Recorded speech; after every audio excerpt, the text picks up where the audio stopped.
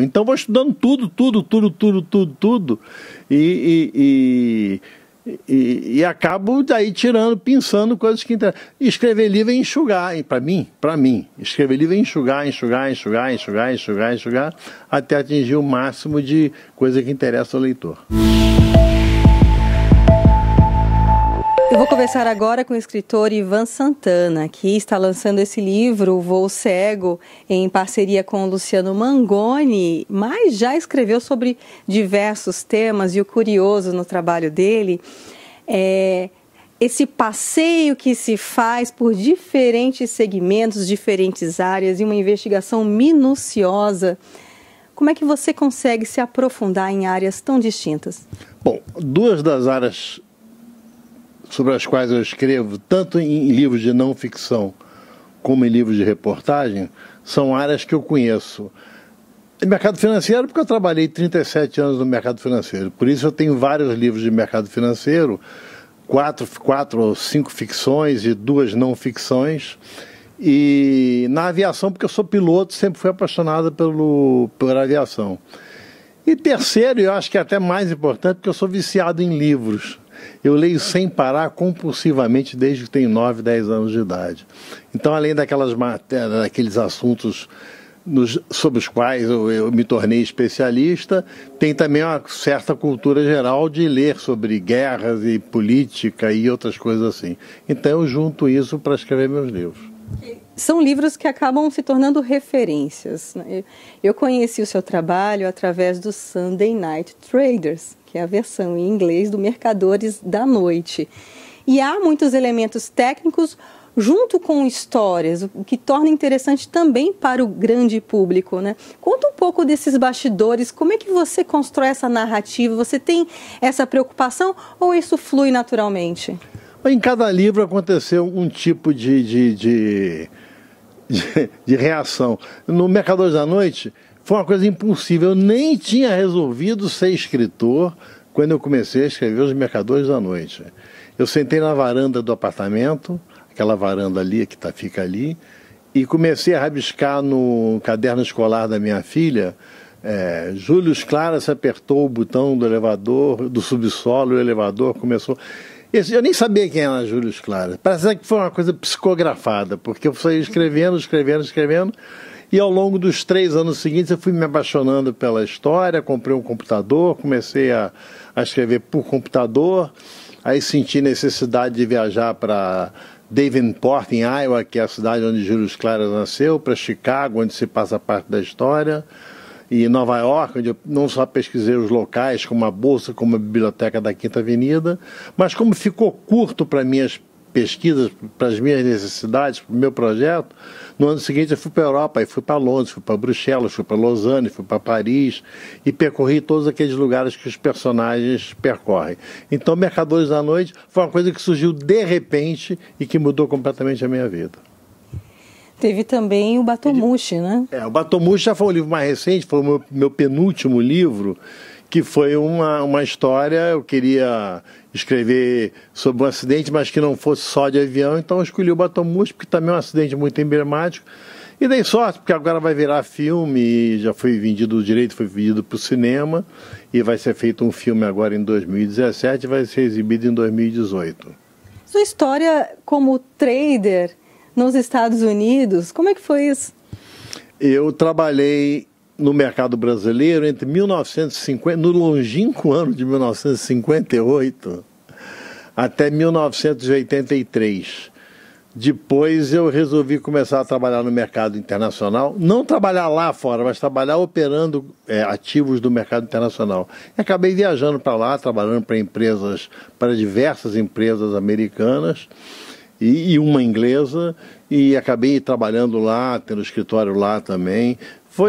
Simplesmente foi acontecendo, eu fui me apaixonando pelo mercado. Coisas que hoje em dia as pessoas falam no Brasil corriqueiramente, o desemprego nos Estados Unidos hoje foi de tanto e tal. Eu já acompanhava isso no início dos anos 80, anos 1980.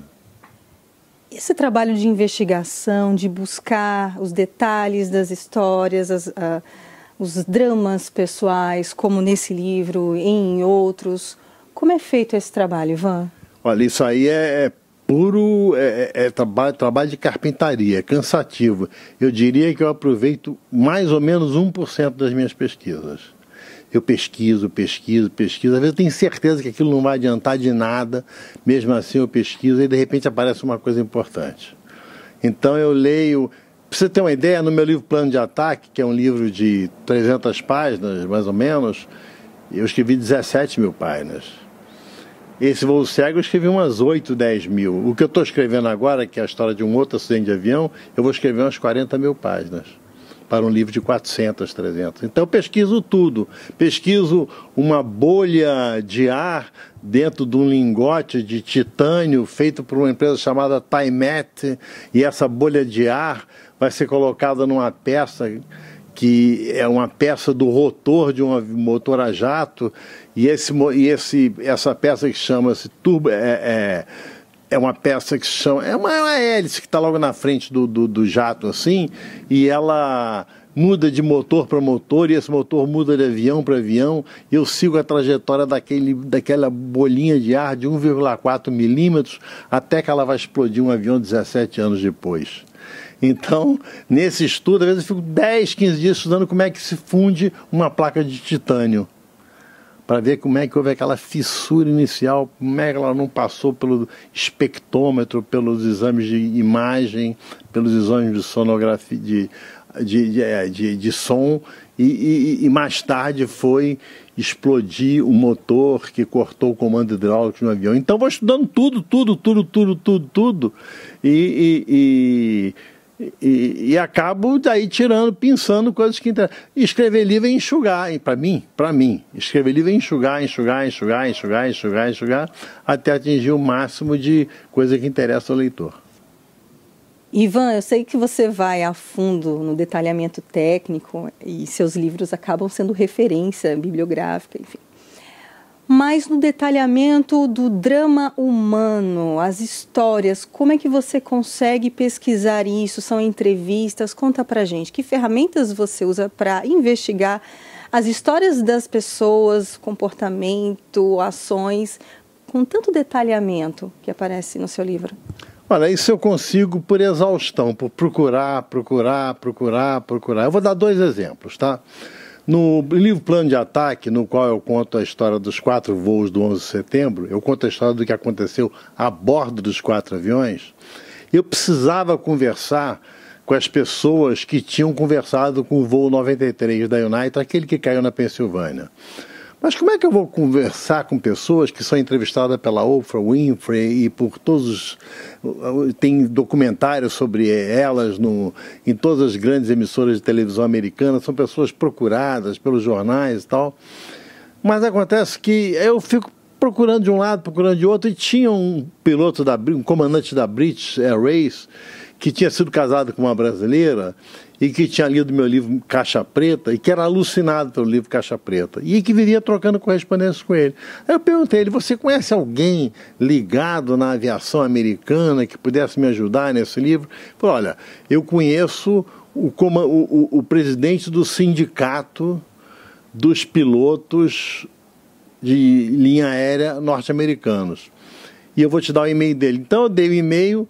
Eu traduzi um trechozinho de Caixa Preta para o inglês, que é justamente a história de um avião que aqui no Brasil, em 1988, o piloto, um sequestrador mandou jogar o avião no Palácio do Planalto para matar o Sarney, ou seja, uma coisa parecida com o do World Trade Center. Então eu traduzi, ele ficou interessado, começou a trocar ideias comigo, e me apresentou a um ex-governador de New Jersey chamado Thomas Kean, que era o presidente da comissão de investigação do 11 de setembro, 9/11 Commission Report. E ele abriu muitas portas para mim, até que ele me apresentou a uma mulher que morava na Califórnia, chamada Dina Burnett, que foi a pessoa que mais conversou com o voo 93.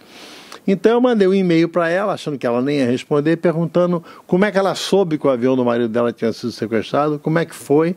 Aí ela me contou tudo, que ela acordou 15 para as 6 da manhã, que ligou a televisão para saber como é que estava, porque existe uma diferença de hora de 3 horas da Califórnia para Nova York. Então para ela 15 para as 6 da manhã era 15 para as 9 em Nova York. os aviões já estavam sendo sequestrados, já tinham sido sequestrados. Então ela me disse que ligou a televisão para saber como é que estava a previsão meteorológica, ver que roupa ia vestir nas meninas, ela tinha 3 filhas pequenas, e ela começou a conversar comigo e ela foi me dando detalhes. Aí ela me explicou que ligou para o marido, que ela conversou com o marido, ela falou 4 vezes com o marido. E o marido dela, Tom Barnett, conversou com outros passageiros que, por sua vez, conversaram com seus parentes a bordo do avião, sempre pelo celular, ou pelo aquele telefone que tem nos aviões americanos em cada poltrona. E graças a isso eu fui conversando com cada um e pude reconstituir tudo aquilo que foi conversado a respeito dos aviões. No outro caso, que eu falei que ia dar 2 exemplos, foi no caso do Caixa Preta. Eu precisava de alguém da cidade de Imperatriz, no Maranhão. Eu não queria viajar para Imperatriz, que é longe, é caro e tal. Aí eu comecei a ligar para telefone de Imperatriz, até que liguei para um telefone de um salão de beleza, que a mulher conhecia uma das pessoas que estava no avião, é a Odeane. Então eu liguei para a Odeane, ela me deu, ela apresentou outro, um apresenta outro, e eu vou fazendo aí minha... É como se eu julgasse, eu falo até no Caixa Preta, como se eu julgasse várias garrafas no mar e de repente uma retornava. Ou seja, esforço e tato, jeito em lidar com pessoas, não é? Perseverança. Trabalho é um trabalho assim, braçal, né?